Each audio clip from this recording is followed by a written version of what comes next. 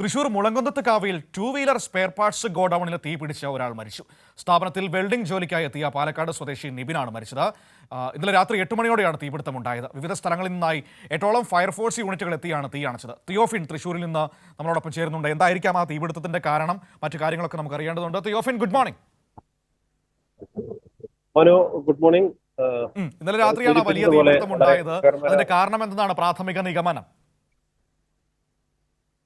ആദ്യം short circuit ആകാം എന്നൊരു നിഗമനം ഉണ്ടായിരുന്നെങ്കിലും ഇപ്പോൾ സംശയം ബലപ്പെടുന്നത് നമ്മൾ നേരത്തെ സൂചിപ്പിച്ചതുപോലെ തന്നെ ആ നിബിൻ എന്ന മരിച്ച ആള് പാലക്കാട് നെന്മാറ സ്വദേശിയായ യുവാവാണ്. ഇയാൾ വെൽഡിംഗ് ജോലിക്കായി എത്തിയതാണ്. ഇയാൾ ഉൾപ്പെടെ 5 പേരാണ് ഇന്നലെ ഈ സ്ഥാപനത്തിൽ വെൽഡിംഗ് ജോലിക്ക് വേണ്ടി എത്തിയിരുന്നത്.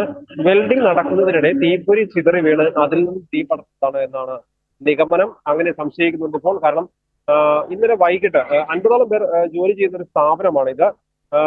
മുളങ്കുന്നത്താവ് സ്വദേശികളായ 2 സഹോദരങ്ങൾ, അവരുടെ ഉടമസ്ഥതയിൽ തന്നെ ഉള്ളതാണ് ഈ സ്ഥാപനം. ഇവർ വിദേശങ്ങളിൽ നിന്ന് ഉൾപ്പെടെ നിരവധി വാഹനങ്ങളുടെ സ്പെയർ പാർട്സുകൾ, ഇരുചക്ര വാഹനങ്ങളുടെ സ്പെയർ പാർട്സുകളാണ് ഇവർ കൈകാര്യം ചെയ്യുന്നത്. ഇത് ഗോഡൌണിൽ, ഇവരുടെ ഈ മുളങ്കുന്നത്താവിലുള്ള ഗോഡൌണിൽ സൂക്ഷിച്ച ശേഷം മറ്റ് നിരവധി സ്ഥാപനങ്ങളിലേക്ക്, ചെറിയ ചെറിയ കടകളിലേക്ക് വിതരണം ചെയ്യുകയായിരുന്നു.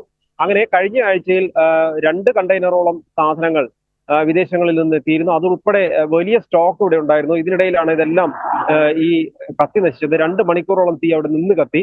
8 മണിക്കുണ്ടായ തീപിടുത്തത്തിന്റെ തുടർച്ചയായി ഈ വെൽഡിങ്ങിനിടയിലാണ് തീ പിടിച്ചത് എന്നാണ് സംശയിക്കുന്നത്. അങ്ങനെ ചെറുതായി തീ പടർന്നപ്പോഴേക്കും തീ കെടുത്താനായി ബാത്റൂമിൽ നിന്ന് വെള്ളമെടുക്കാൻ പോയതായിരുന്നു മരിച്ച നിബിൻ.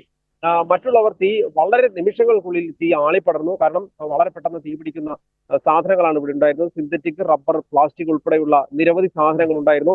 ഇതിലെല്ലാം വളരെ വേഗം തീ ആളിപ്പടരുകയായിരുന്നു. നിയന്ത്രിക്കാൻ കഴിയാത്ത രീതിയിലേക്ക് തീ ആളിപ്പടർന്നപ്പോഴേക്കും ഒപ്പം ഉണ്ടായിരുന്ന മറ്റു 4 പേരും പുറത്തേക്ക് ഇറങ്ങി. നിബിൻ വെള്ളമെടുത്ത് വരുമ്പോഴേക്കും നിബിനെ പുറത്തിറങ്ങാൻ കഴിയാത്തൊരു സാഹചര്യമായി. അങ്ങനെ ഈ തീയിൽപ്പെട്ട് അതിദാരുണമായി വെന്ത് മരിക്കുകയായിരുന്നു നിബിൻ. പിന്നീട് നാട്ടുകാർ ഈ തീ ആളിപ്പടരുന്നത് കണ്ട് വളരെ പെട്ടെന്ന് സമീപവാസികളായ നാട്ടുകാരാണ് വിവരം പോലീസിനെയും ഫയർഫോഴ്സിനെയും അറിയിച്ചത്.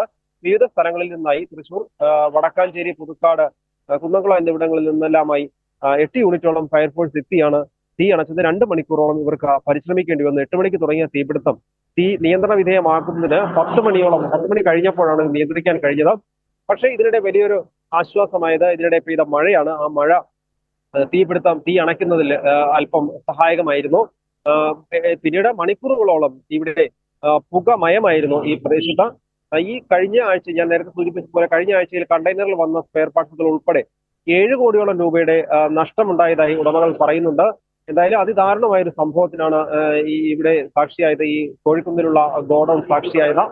ഈ സ്ഥലത്ത് 50ഓളം പേർ ഈ സ്ഥാപനത്തിൽ ജോലി ചെയ്യുന്നവരുണ്ടായിരുന്നു പല സെക്ഷനുകളിലായി. ഇവരെല്ലാം 5 മണി ജോലി കഴിഞ്ഞ് പോയവരാണ്. ഈ വെൽഡിംഗ് ജോലിക്കായി എത്തിയ പാലക്കാട് സ്വദേശികളായ 5 പേർ മാത്രമാണ് ഇവിടെ ഉണ്ടായിരുന്നത്. ഇതിനിടയിലാണ് അപ്രതീക്ഷിതമായി 8 മണിയോടുകൂടി ഈ സംഭവം ഉണ്ടാകുന്നത്.